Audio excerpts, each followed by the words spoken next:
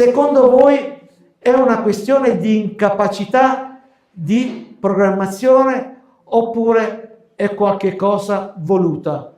Io penso ambedue, perché questa regione sapeva che nell'arco di tempo che va dal 2022 al 2030 noi avremo un picco di pensionamenti dei medici di medicina generale. E il calcolo è facile, guardi l'età, nonostante che si sia passati dai 70 ai 72, però tanti medici di medicina generale, una volta che riescono a coprire i contributi previdenziali, vanno via, non riescono più a reggere ad un ritmo forsennato e soprattutto burocratico, perché manca l'assistente amministrativo che può ricevere le telefonate, manca l'infermiere che può dargli una mano, e quindi noi avremo in Regione Veneto solo nel 2025 500 pensionati, medici di medicina generale. E la Regione come fa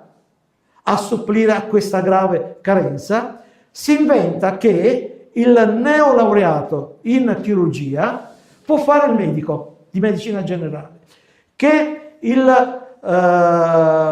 non è laureando, lo specializzando della scuola di formazione medicina generale triennale, può fare il medico di medicina generale. E quindi c'è una strana ambiguità per cui tutti a sto punto possono fare il medico di medicina generale.